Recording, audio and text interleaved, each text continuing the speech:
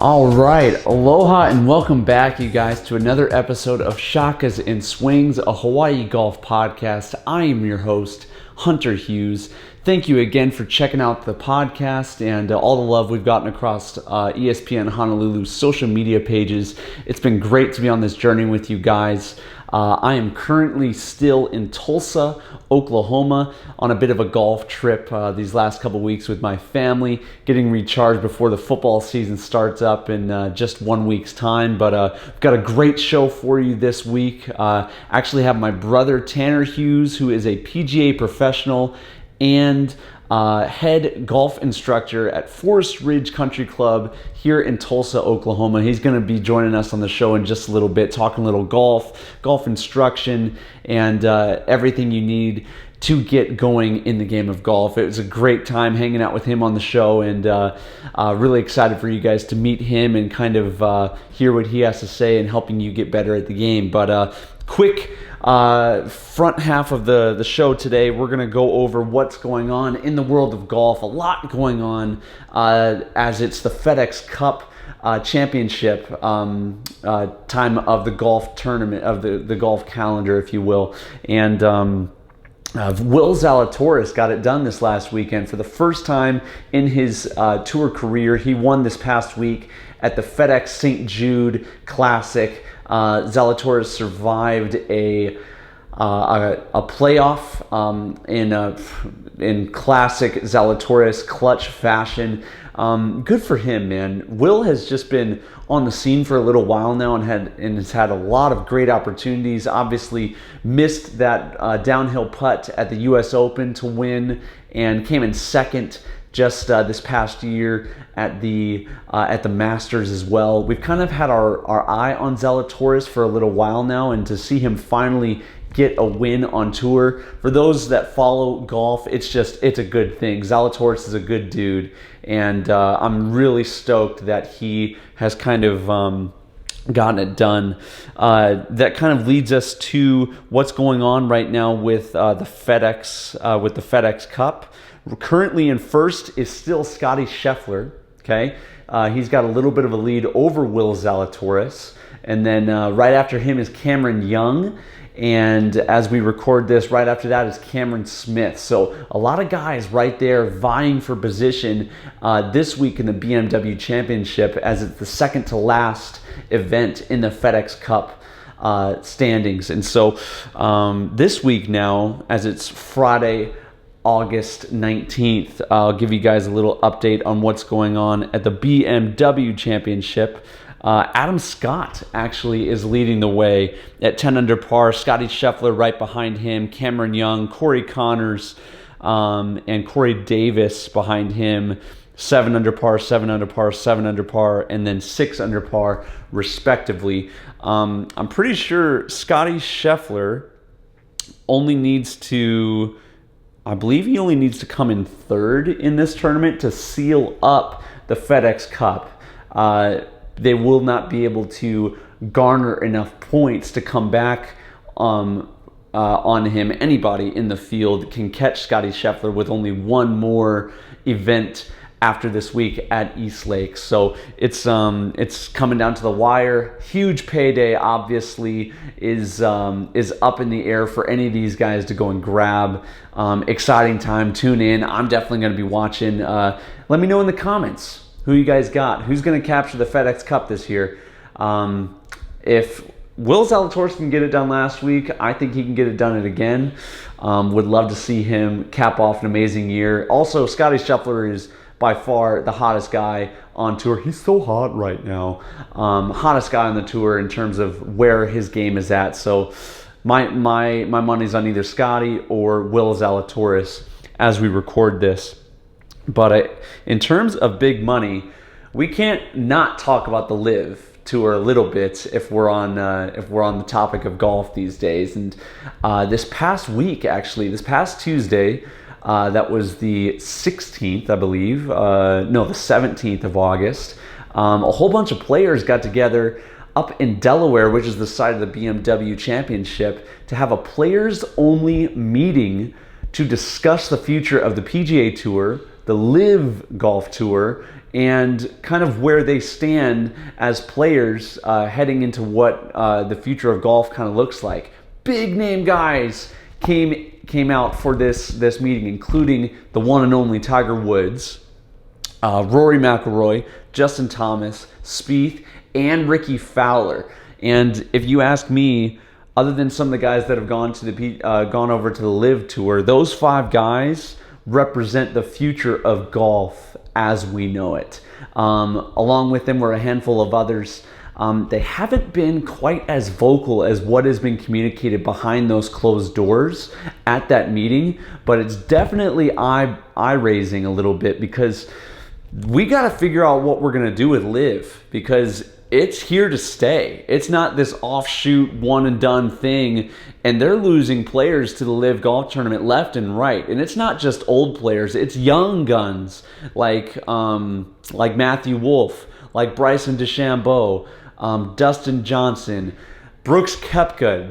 The LIV has made a serious dent in the world of golf and has thrown the world golf rankings into a heyday. It's thrown the significance of the PGA Tour into kind of an uproar, because if there's a rival tour that is producing just as good a golf with better prize money, you can't really blame some of these guys for making the jump over there, even with some of the accusations of where the money is coming from and things of that nature. It's definitely worth discussing, and the fact that there's kind of a unification happening behind closed doors with the players of, hey, are we united on this? Where do we all stand? It's kind of encouraging to see some of the biggest name guys in the sport still on the side of the PGA Tour, and especially guys like Rory, Justin Thomas, Spieth, and Ricky Fowler. Even though Ricky's not necessarily ranked in the top 50 guys any longer, they still, in my opinion, hold the stick when it comes to or moving the needle, if you will, in terms of influence in the world of golf. Those 4 guys, and then definitely Tiger, are some of the most influential names and people in the world of golf. So very curious to see what comes from those meetings. I've heard also that they've even discussed the future of if Jay Monahan, the commissioner for the PGA Tour, is the right guy for that job, and kind of what they're united on as players go heading into the future of golf. And it'll get really interesting this off season. Obviously, after Eastlake, it's the end of the calendar year for the world of golf. They kind of restart midway through the fall after a couple month break right there. That's usually when the Ryder Cup or the President's Cup happens as well. And so a lot still to be discovered and discussed on that end, but super thankful for you guys checking out the show. We're wrapping it up in the first half right now and getting you ready for an interview with my brother and PGA Pro Tanner Hughes. Hope you enjoy the interview. We'll see you guys after this break.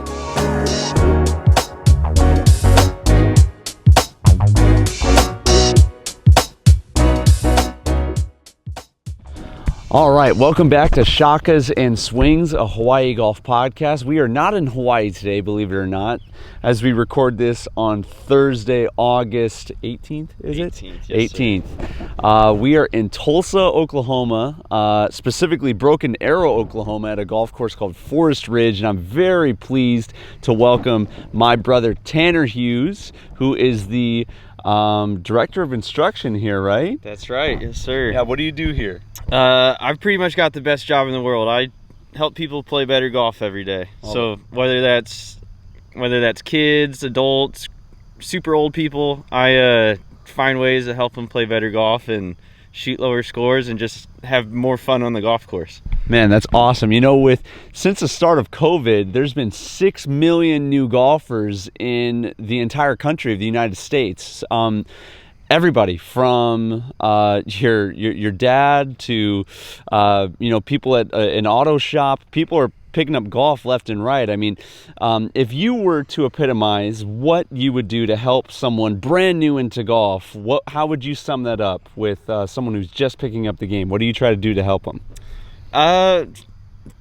First of all, I just try to keep it as simple as possible as you can. Golf is a game that has a lot of small complexities in it, and it's really easy to overthink every aspect of your swing and what you're trying to do. Sure. So if you can simplify and just focus on hitting the center of the club rather than trying to hit it as hard as you can, that's gonna get you off to a good start. And then later on you can swing harder, but nobody really starts out just swinging easy and trying to hit it straight. We all get up there, and because there's a ball, we try to smack it as far as we can. Yeah. So, I've heard that too. A swing at 100%, if you don't hit the ball, it's not going anywhere. No. So the name of the game, would you say, is hitting it in the middle of the club face? Yeah, absolutely. Hitting it in the middle of the club face, and learning how to control the club and where that club is pointed when you hit the ball.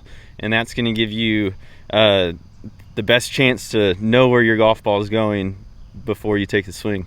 That's awesome. The other thing that people always want to know too is, I'm picking up the game of golf. Do I need new golf clubs? I'm just trying to think of those at home or those listening in their car. If they're just picking the game of golf up, do they necessarily need brand new clubs starting out? Absolutely not. Golf's one of those games that it can be extremely expensive if you let it, but it's also been around for a long time, so you can benefit from being able to find some older clubs that have been used a little bit, and it doesn't have to be such a financial sacrifice to get started. I think you could probably easily find a complete set of clubs, whether it be online, on eBay, something like that, Facebook Marketplace, or even, I don't know if it's still there, but Roots and Relics. Big time. Oh yeah, Big Roots time. and Relics, one of my favorite golf stores in Hawaii. You can get some really good deals there. You could probably put a whole bag together, a good bag that has relatively new stuff within probably 5 to 10 years old, and spend $400 or $500. Whereas if you were going to buy the latest and greatest brand new stuff, you're looking at anywhere from $3,000 to $5,000 to put a whole set together. So there's really no reason, unless you just got that money and you're itching to spend it, to get the latest and greatest stuff, when the stuff that's a few years old works just as good. Shout out to Roots and Relics. I'm a big believer in that too. Or Roger Dunn. Over in the back of any of those Roger Dunn stores, they always have those used sets in the kind of the white cardboard boxes.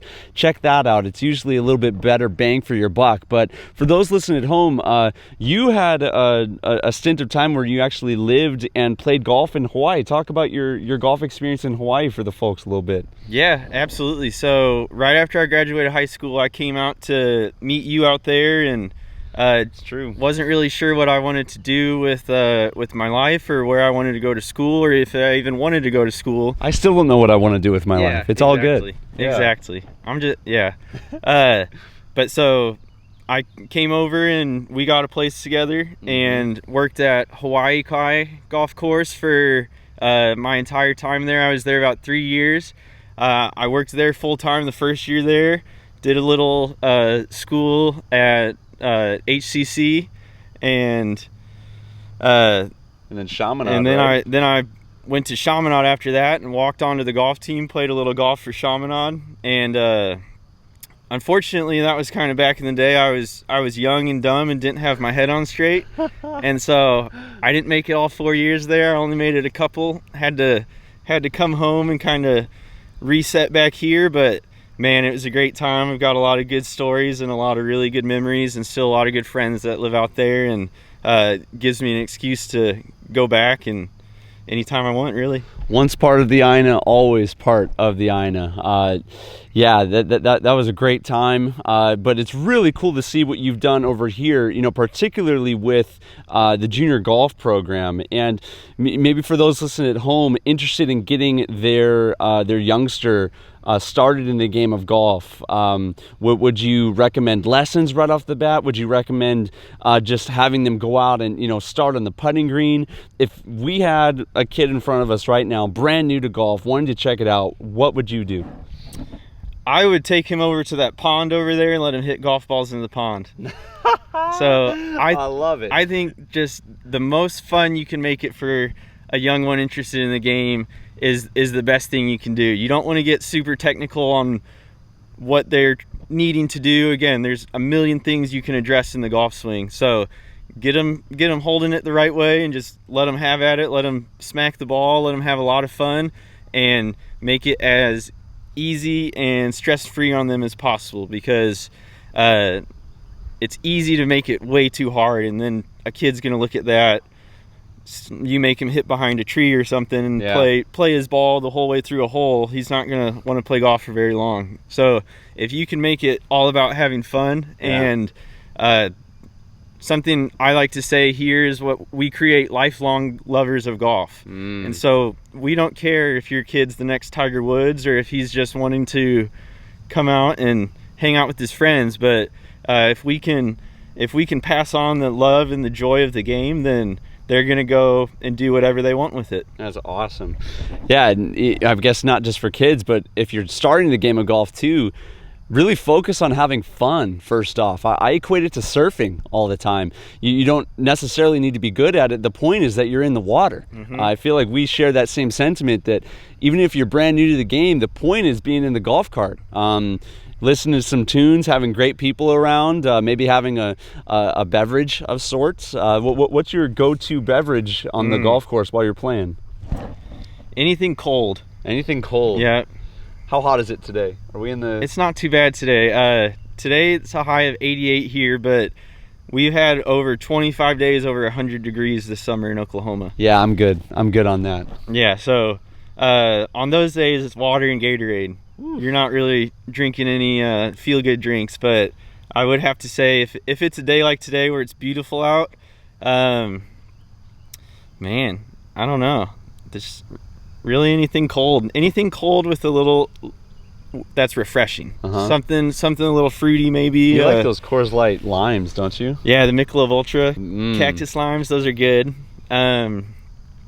The hard seltzer lemonades are pretty tough to beat on a golf course too. What's that drink out here they called the club something? I don't know. The club special. Club special. What's that? Yeah, that's it's I think it's Sprite, pink lemonade, and vodka. Ooh. So that's a really refreshing drink as well. That you have a couple of those, your swing gets nice and loose, and you most of the time end up playing better after a few of those because you're not thinking so much. Man, that's awesome.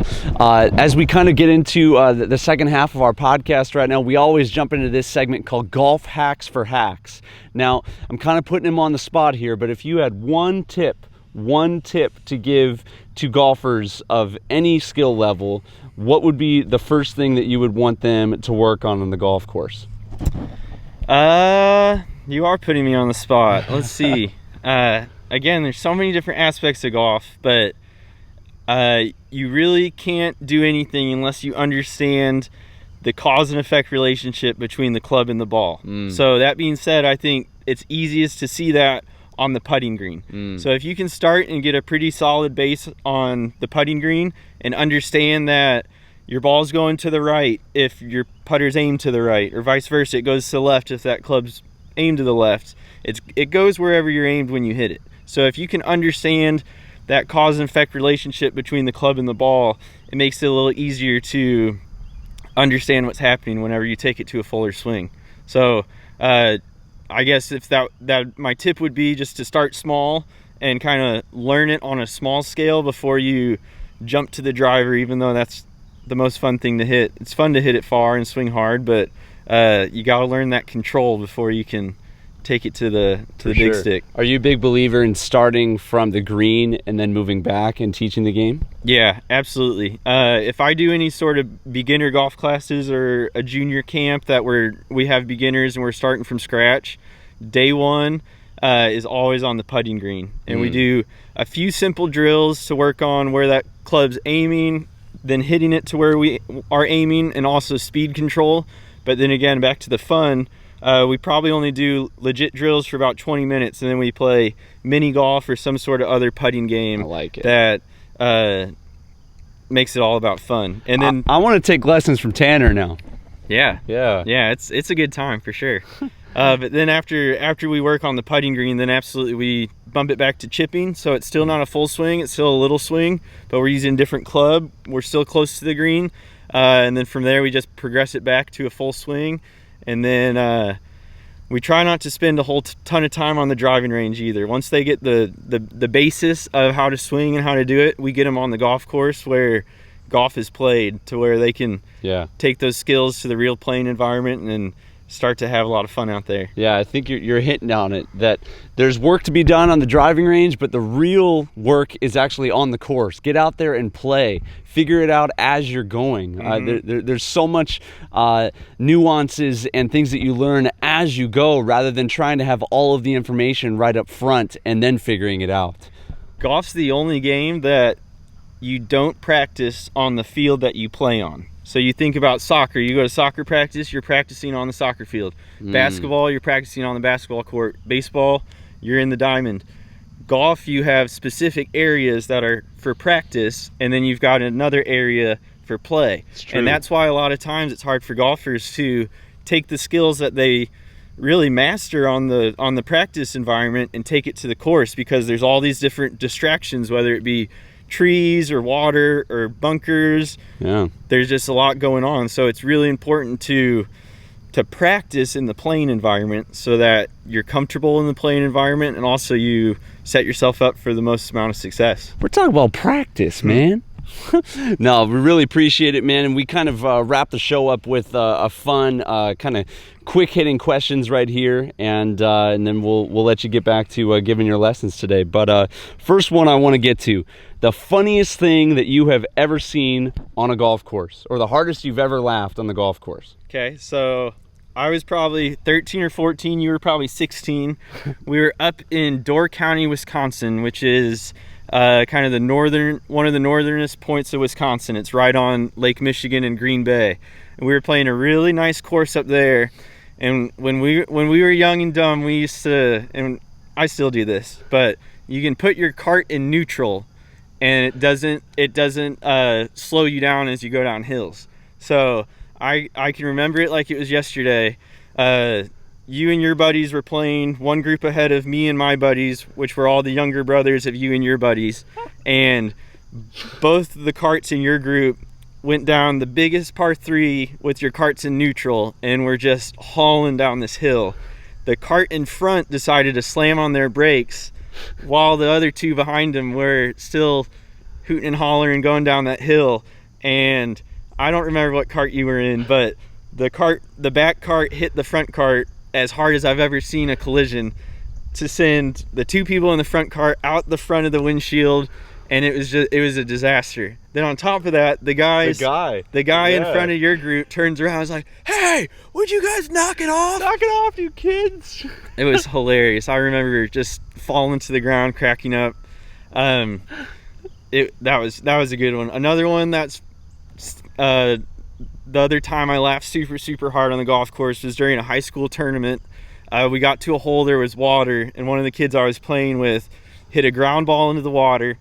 He proceeded to drop right in front of the water, hit another one in the water. After about 5 or 6 in the water, where he progressively got madder and madder, he takes his golf club, takes a swing at his bag, knocks out the legs of his bag to where the legs and his club go woo, woo, woo, woo, woo, flying through the air into the water, all in front of my coach and his coach. His coach comes over, tells him, "Get in the cart, you're done," kicks him out of the tournament, disqualifies him. And I laughed the rest of the round, just picturing him hitting that bag, watching the legs and the club spiral through the air into the water. I think we've all been there. If you think you've had a rough day on the course, at least there's not someone saying, "Get in the car, you're done." True. But man, that's great. Kind of covered it earlier. Your favorite drink on the course while playing. All-time favorite golf course and why?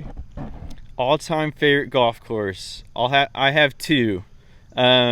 First one is here in the continental United States. It is in Arkansas, actually. It is called the Blessings Golf Club.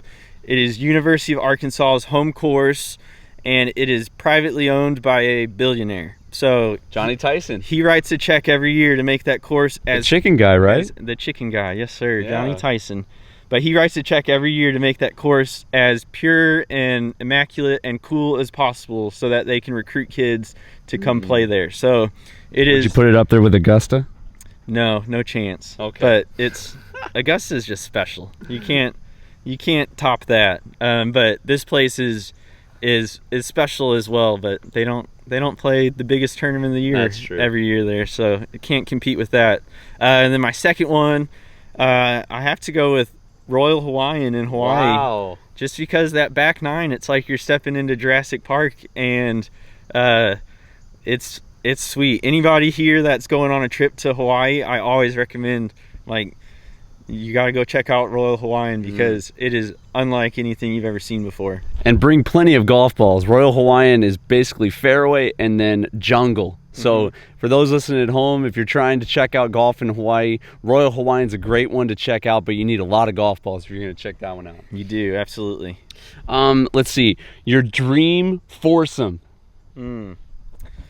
I mean, just with our family, we've got our dad, and then I've got two brothers, him and a younger brother. So we've always got a really solid foursome anywhere we go to play. It's always fun. We don't always get to play a whole lot anymore because we're all kind of spread out across the country. So I'd have to say that's my dream foursome. I was trying to think of some golfers that would be a dream foursome, but doesn't beat playing golf with the boys. So it's in there for me too. The amount of crap talking and just memories that foursome has had, it's right up there too.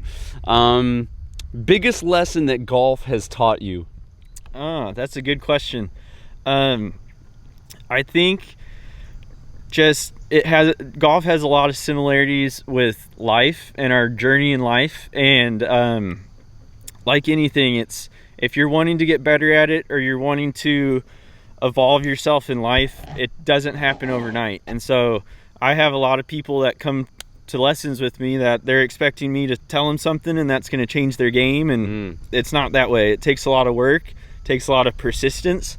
So if you're wanting to get better in golf, wanting to get better in life, it's kind of the same thing. It takes persistence and time, and if you stick with it for a period of time, there's no way that you can't get better. Whether it's getting better at golf or achieving what you set out to achieve in life, very similar in those regards. And also, the minute you think that you've got it, you don't. Golf's really good at humbling you, and it's tough, man. So it's always a good challenge, but if you keep sticking with it and don't let it get the best of you, kind of keep fighting back, then good things are going to happen. Oh, that's awesome. Kind of in that same vein of aspirations and things like that, you're now a PGA professional. Within just a couple years of gaining that title, you're the head of instruction at a great course here in Broken Arrow, Oklahoma. What is your golf aspiration, your golf dream now? Like, where are you headed? What's next? Well, I've pretty much got the job that I've been trying to get for the last few years. I'm really fortunate to be able to do it here at such a good club. Really, the reason I've stuck with golf and I'm still working in golf is to just keep the dream alive of one day possibly getting in a PGA Tour event and playing on the PGA Tour. Not full time, but I would love to be able to say at the end of my life that I was able to play in at least one PGA Tour event. And I think like I said, if I just keep at what I'm doing, keep spending every day at the golf course, teaching lessons and working on my game myself, like, there's no way I can't get there. Come on.